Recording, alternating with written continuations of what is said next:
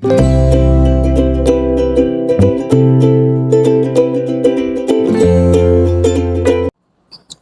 sejahtera Malaysia, selamat datang ke channel Fels Lifestyle. Terima kasih kerana terus setia dan terus bersama di dalam channel ini.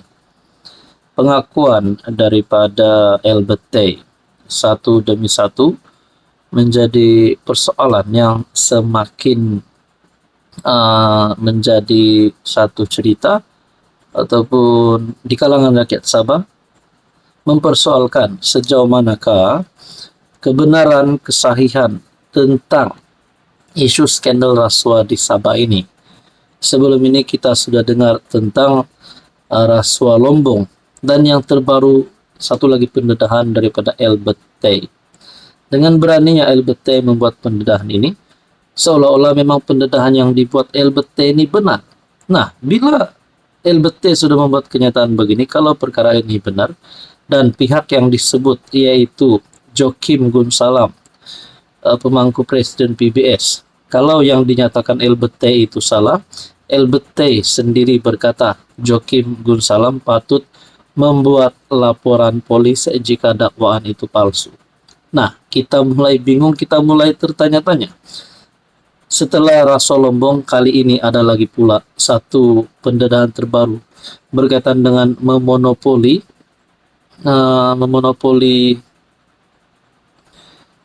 industri besi buruk negeri Sabah. Oke, sebelum saya teruskan, izinkan saya perkenalkan terapi imun transfer factor. Kepada Anda di luar sana yang ada masalah kesehatan, masalah penyakit berulang, gout, gastrik, kencing manis, kolesterol darah tinggi, sakit lutut, sakit pinggang, dan apa saja masalah kesehatan Anda, mungkin terapi imun adalah jawaban kepada doa Anda. Sekiranya Anda ingin ikhtiar sehat, jangan tangguh lagi. Anda boleh menghubungi saya di nomor yang tertera.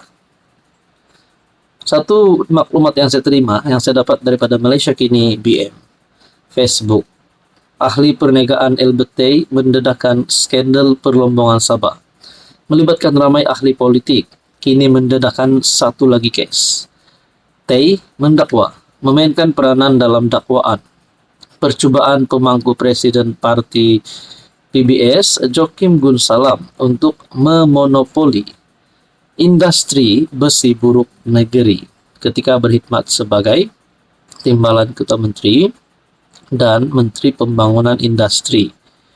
Dia juga mencabar Gunsalam yang menafikan dakwaan itu untuk membuat laporan polis jika dakwaan itu palsu. Untuk menyokong dakwaannya, Tay menunjukkan surat rasmi yang dikatakan dari tahun 2022, satu didakwa ditandatangani oleh Gunsalam dan satu lagi oleh timbalan Presiden PBS Jahid Jahim yang juga Menteri Pembangunan Luar Bandar. Di ruangan komen ramailah mulai menyerang Joaquim Gunsalam, menyerang PBS. Ada yang kata habis harta di Sabah botak oleh diorang. Ada yang kata parti bodoh Sabah yang tidak tahu pertahankan maruah dan khazanah bumi Sabah bukan sesiapa, tetapi adalah pemimpinnya sendiri. Ada yang kata setelah DUN Sabah dibubarkan, secara resmi kuasa sepenuhnya dikembalikan kepada rakyat. Punca kenapa berebut nak masuk politik. Lantik Albert jadi ketua SPRM Sabah, ketua yang sekarang ini pindah ke Papua. Lepas itu mundur salahkan Semenanjung. Nah, itu adalah beberapa komen yang saya lihat melalui Facebook page, maklumat yang saya dapat daripada Facebook page Malaysia Kini BM. Hai, hello, salam sejahtera. Oke, saya kongsikan kepada Anda produk-produk yang saya tag dalam video saya. Ini adalah Jeep Buluwo Men Sling Bag. Ramai yang minat bag ini, Jeep Buluwo Men Sling Bag. Kita ada Korean style glasses ataupun kacamata style Korean yang sangat viral di media sosial. Kita juga ada NY Head Bucket. Boleh guna di mana-mana, jalan-jalan, nak memancing boleh guna. Kita ada dua warna. Oke, ini adalah NY Head Bucket. And then kita ada perfume yang viral yang ramai suka, EDP ataupun Desandra Men Perfume. Ini Desandra Men Perfume. Kita ada Rexona yang menjadi kegilaan ramai, terutamanya kepada wanita, Rose Glow Rexona. Dan kita ada smartwatch, Amazfit T-Rex smartwatch. Semua produk ini saya tag dalam video, Anda boleh semak. Hai, hello, salam sejahtera Malaysia. Selamat datang ke channel Fels Lifestyle. Terima kasih kerana terus setia dan terus bersama di dalam channel ini tanpa membuang masa lagi. Berkaitan dengan PRN17, ada yang berkata penyebab kepada STA dan SAPP keluar daripada JRS disebabkan perjanjian ataupun persetujuan pembahagian kerusi di antara JRS dan PH yang menyebabkan timbul isu sehingga JRS dan STA dan SAPP keluar daripada JRS. Saya tidak tahu sejauh mana kebenaran ini, tapi pada pendapat saya ada kepentingan untuk JRS dan PH untuk ada rundingan kerusi yang baik yang memenangkan kedua belah pihak. Walaupun PH daripada persekutuan, bagi saya ada kepentingan untuk JRS dan PH untuk teruskan kerjasama ini. Tapi ada yang bertanya pula, bagaimana kalau JRS gerak solo, PH tidak bersama-sama dengan JRS? Adakah ini akan menyebabkan memberi kesan yang buruk kepada persekutuan? Karena kita tahu JRS adalah gabungan yang menyokong kerajaan persekutuan, kerajaan madani, kerajaan perpaduan yang dipimpin Anwar. Oke, sebelum saya teruskan, saya perkenalkan kepada Anda terapi immune transfer factor.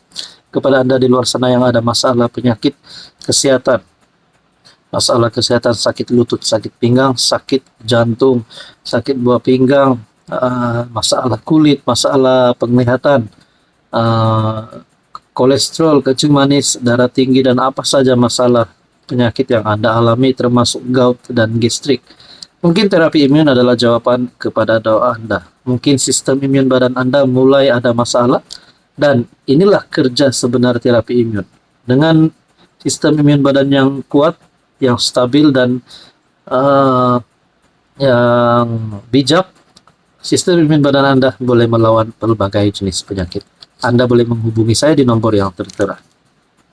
Nah, saudara-saudara, dalam satu artikel yang saya lihat daripada FMT, STA SAPP keluar JRS isyarat penting buat Pakatan Harapan, kata Masidi. Setiausaha Agung JRS Masidi Manjun dalam satu kenyataan berkata tindakan dua parti itu sepatutnya menjadi peringatan kepada PH supaya tidak menuntut terlalu banyak kerusi. Pengunduran dua komponen JRS perlu menjadi peringatan kepada PH. Setiausaha Agung JRS berkata, walaupun STA dan SAPP memberi kesan kepada gabungan itu, ia juga menjadi isyarat penting buat sekutunya di peringkat persekutuan. Pengunduran mereka seharusnya mengingatkan PH supaya tidak menuntut banyak kerusi ketika rundingan karena ia membawa implikasi tersendiri. Jadi saya, macam persoalan saya yang awal tadi, adakah dengan ini kalau PH menuntut lebih kerusi karena mereka rasa mereka berhak, adakah sekiranya JRS pula tidak bersetuju, pakatan ini ataupun penyatuan ini, kerjasama PRN17 ini tidak akan diteruskan, akhirnya PH standing solo, JRS standing solo. Dan bagaimana pula kesan kepada kerajaan persekutuan? Macam yang saya persoalkan sebentar tadi, adakah ahli parlimen JRS boleh menarik sokongan terhadap Anwar sekiranya terdapat isu dalaman di dalam PRN17 di antara PH dan JRS? Nah, itu adalah pertanyaan sahaja daripada saya. Jadi berkaitan dengan isu ini, apa komen Anda?